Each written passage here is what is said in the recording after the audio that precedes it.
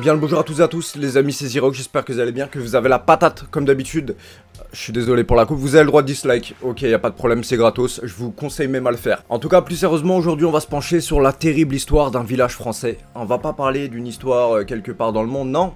C'est en France, ça se trouve, c'est dans ta ville, dans ton village, dans ta chambre, sous ton lit. Ça se trouve, moi je me suis préparé au cas où, j'ai un cutter, coup de cutter, c'était fou. Bref, du coup on va pas perdre plus de temps, let's go. Bonjour à tous et bienvenue dans cette nouvelle vidéo. Vous savez, de temps en temps, je vous raconte des histoires vraies qui se sont déroulées dans notre monde et qui sont étranges et fascinantes. Aujourd'hui, j'ai décidé de vous raconter une histoire qui s'est déroulée en France et qui est complètement hallucinante. On veut savoir où. Il est question d'hallucination, crise de folie, d'un complot lié à la CIA et on a même parlé dans cette histoire de malédiction. Un village tout entier a été terrorisé et cette histoire est totalement vrai. Laissez-moi vous raconter l'affaire du pain maudit à Pont-Saint-Esprit dans le sud de la France. C'est pas chez moi. Qui habite à Pont-Saint-Esprit? Personne. C'est normal. Il y a personne, je crois. Là-bas, il y a un pont et un esprit, justement. C'est pour ça que ça s'appelle Pont-Saint-Esprit. Dans le petit village de moins de 5000 habitants, Pont-Saint-Esprit. Nous sommes en plein été, à la mi-août 1951. Je jouais encore avec mon caca à cette époque. Les 3 médecins du petit village se remplissent. Les habitants se plaignent de douleurs atroces, de coliques, de vomissements et de picotements, voire même d'hallucinations. Les 3 médecins se réunissent et posent un diagnostic. Il s'agit d'une intoxication alimentaire collective. Elle a répondu, ah, bah, c'est tout simplement une hallucination collective. Personne ne le croyait, mais pourtant il avait raison. Le Christ cosmique. Mais à quoi? Leur doute se dirige rapidement vers un aliment que toutes les personnes qui se plaignent de maux avaient mangé. Quelque chose de très apprécié et présent sur toutes les tables, le pain. Et mieux que ça, la source est très vite identifiée. C'est le pain de la boulangerie de Rochebriand à Pont-Saint-Esprit qui en est la cause. Pire que ça, le phénomène s'aggrave. Certains malades sont pris de crises de folie. Et c'est le village tout entier qui commence à flipper. Les personnes atteintes sont terrifiées par des hallucinations visuelles d'animaux ou de flammes. Une fille de 5 ans a raconté voir du sang couler du plafond, des tigres, des lions ou des ours lui sauter dessus. Ou encore l'impression d'avoir la bouche pleine de cheveux et tenter de les arracher pour retirer tous ces cheveux. Alors, c'est pas du pain qu'ils vendaient, hein, c'était des space cakes, c'est pas pareil. Ces témoignages sont hallucinants. Dans le village, on parle de punition divine, de malédiction, et on accuse le pain d'être maudit. La France entière, même le monde, suit cette histoire. Et malheureusement, un premier décès est constaté quelques jours après les débuts des faits. Le pain maudit devient un pain tueur. Mais bon, il s'est juste étouffé avec de la mie. Ça peut arriver. Le pire aura lieu dans la nuit du 24 août. Tout Pont-Saint-Esprit est réveillé. Enfin, plutôt les 3 habitants. Le maire, dehors, dans les rues, tente de rassurer les habitants. Des renforts de gendarmes et des pompiers sont appelés. Un homme qui hurle et que ses proches essaient de maîtriser en l'attachant sur une charrette. Une femme qui court et qui crie des mots incompréhensibles. Ou encore un ouvrier qui se lève d'un coup, qui se met à courir pour aller se noyer dans le Rhône. En criant, je cite, « Je suis mort, ma tête est en cuivre et j'ai des serpents dans le ventre !» Ils réussissent à le retenir pour pas qu'il saute dans l'eau. Durant cette nuit, on va amener beaucoup de personnes à l'hôpital. Certains sont attachés sur des brancards et d'autres portent des camisoles de force. Les patients sont... je vous le dis, ça fait 3 vidéos que je vois que des fesses partout. Mais la vérité! Les patients sont complètement fous. Ils déchirent les draps, se tapent la tête contre les murs. Certains tentent de fuir. Bref, je vous l'ai dit, cette nuit-là, c'était l'apocalypse. Des centaines d'habitants poussent des cris, vomissent. Les malades sont envoyés à l'asile. L'ancien facteur du village s'en souvient encore. Il a été interné pendant plusieurs semaines. Ils m'ont mis la table de force, ils m'ont... que j'ai gardé pendant une bonne huitaine de jours. Je voyais du rouge, du dégoût là, des serpents. Alors vraiment force à toi, hein. Mais encore plus force au mec qui a mis les sous-titres. Parce que j'aurais pas compris ce que t'as dit sans toi. Il faut que la nature un peu. Au total, c'est 300 personnes qui seront touchées. Une trentaine avec des symptômes graves de démence et 7 en sont morts. 2 mois plus tard, la situation est revenue à la normale. Tout ça à cause de pain. Que s'est-il un pain, passé une baguette. dans ce petit village? Nous sommes en 1951, donc pas longtemps après la fin de la Deuxième Guerre mondiale. La France se reconstruit, mais elle a aussi faim. Parmi les aliments demandés, on a le pain, aliment important à cette époque. Et dans la région de Pont-Saint-Esprit, on avait favorisé les vignes plutôt que le blé. Pour plein de raisons en lien à cette situation, la qualité de la farine n'était pas super bonne dans cette région. Je résume, c'était pas ouf. Enfin, niveau drogue, c'était de la bonne, par contre. suis en train de parler de pain. Alors là où j'ai eu ça, c'est légal. Hein, donc commencez pas à m'envoyer les flics et tout ça à mon dos. Moi j'y suis pour rien, vous inquiétez pas.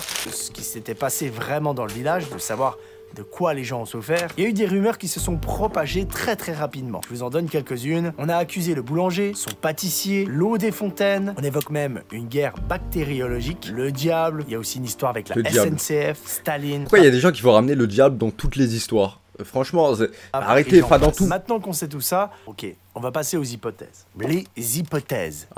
Et pourquoi, le pourquoi du comment arrive rapidement après les faits. Tout ce qui s'est passé proviendrait d'une farine avariée. Des prélèvements sont faits chez le boulanger et avec les premiers résultats, on pense avoir trouvé le coupable, l'ergot de seigle. Un minuscule champignon capable de contaminer différentes céréales. Le plus souvent, c'est sur le seigle. C'est un champignon parasite des céréales qui provoque par hasard, une maladie. c'est pas avec ça qu'on fait de la LSD? C'est peut-être n'importe quoi. Hein, et les animaux qui s'appellent l'ergotisme. Et information très intéressante, le LSD, la substance hallucinogène, la vérité, on me l'avait raconté en soirée. De l'ergot de seigle. Je prends pas d'LSD, arrêtez, hein, commencez pas. Heureusement la drogue c'est mal parce que ça provoque des effets thérapeutiques très mauvais pour la santé afin de divertir. Je suis ton médecin généraliste moi. Arrête. Retenez bien cette information. Écoute. Il y a différentes formes d'ergotisme. Et dans les symptômes, on parle de vomissement, de diarrhée, de sensation de brûlure. Et à tout ça peut s'ajouter des hallucinations. Et entre autres, excitation physique, psychique, insomnie. Tout ça ressemble pas mal à ce qui s'est passé dans le village. Le problème, c'est que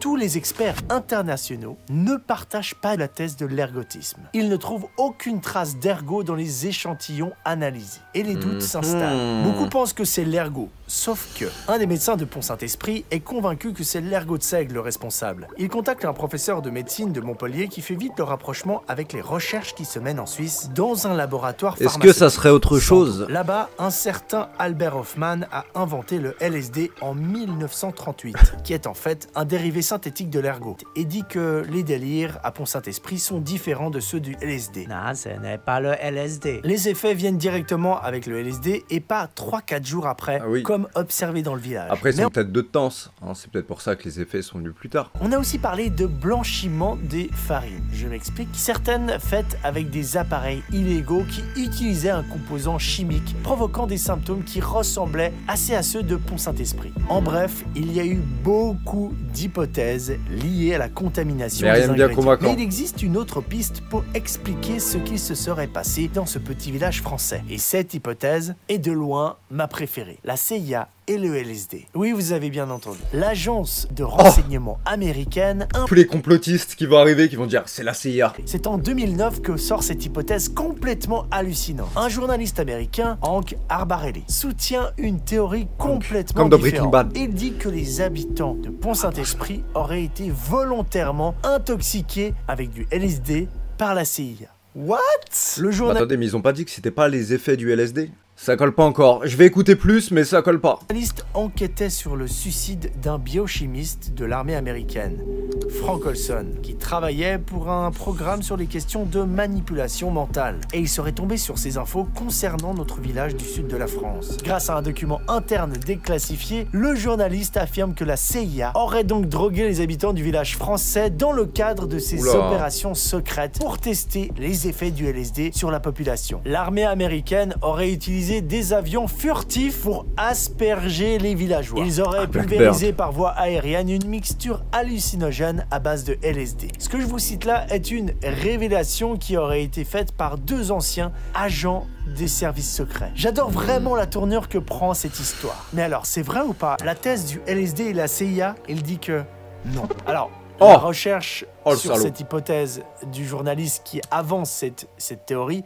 n'est pas du tout sérieuse. Mais on est loin de la théorie de l'empoisonnement par avion pour toucher un petit village français, pour au final tester un petit peu la substance qui toucherait à peine 50 personnes. Cette thèse invérifiable de 2010 défendue par un journaliste américain autour d'une opération secrète menée par la CIA à Pont-Saint-Esprit. C'est un trompiste avant la lettre qui croit aux faits alternatifs. Il n'a pas fait une recherche sérieuse, il lisait même pas le français. Excuse-moi, tu parles pas très bien français non plus. La priorité américaine, c'était de rassurer la France, donner le plan Marshall, donner à manger et certainement pas prendre comme champ d'expérience une petite ville qui avait été bombardée par les Américains et détruite à moitié pour elle a pris cher, hein. La retraite des Allemands. Elle a rien demandé. Pour le professeur Kaplan, ça reste une histoire très politique, dans une période tendue comme on a parlé au début. Alors on irait plutôt peut-être sur la farine qui aurait eu de la moisissure. Sauf que, dans un article du Monde d'il y a quelques années, des spécialistes de l'INRA se penchent plus, eux, sur la théorie de l'ergot de sale. Bref, c'est incroyable parce qu'aujourd'hui... En vrai, ça casse les couilles comme histoire parce qu'ils se contredisent tous. Ils disent non, c'est pas ça, c'est ça. Et l'autre, il va dire non, c'est pas ça, c'est... En vrai, on le saura jamais, les gars. Je vous le dis tout de suite, on le saura pas. Voilà. Avec certitude, excusez-moi de vous spoil, on le saura pas. 100% d'expliquer ce qui s'est passé dans ce petit village. Voilà, on n'en sait rien. On a des théories, on a des pistes, mais aucune n'est fiable à 100%. Et je crois que c'est ça qui me fascine avec cette histoire. Ça laisse le mystère, le doute. Bon, c'est clair, hein, je suis déçu que ce soit pas la théorie de la CIA avec le LSD. Voilà, je tenais à vous raconter cette histoire. D'ailleurs, si parmi vous, il y a des gens qui en savent un peu plus, qui ont des infos ou des théories, eh bien... Je pense que c'est le diable. J'ai une autre hypothèse, mon grand-père était boulanger dans la ville d'à côté, Bagnols-sur-Cèze, et se fait livrer la farine par la même personne. Il a d'ailleurs été livré le même jour que l'épisode du pain maudit. Non, plus sérieusement les gars, vidéo très intéressante comme d'habitude. Et le fait que ça se passe en France, ça rajoute un petit... C'est comme les films d'horreur, dès que tu vois marqué inspiré de faits réels, tout de suite, hein, tu perds tes couilles. Bah c'est la même chose, ça rajoute un petit quelque chose, et l'histoire elle était fort sympathique. Je l'avais déjà vu quelque part, je crois que c'était Squeezie qui l'avait raconté. Voilà, c'est pas que je prévois les trucs, c'est juste que je l'avais déjà vu. Bref. En tout cas, merci d'avoir regardé cette vidéo, j'espère que vous avez bien kiffé cette histoire et que vous l'avez pas entendu, mais il y a fort pas possible parce que c'est Squeezie qui l'a dit. Bref, en tout cas, portez-vous bien, on se retrouve très bientôt pour de prochaines vidéos. D'ici là, portez-vous bien. Bye. Tchuss.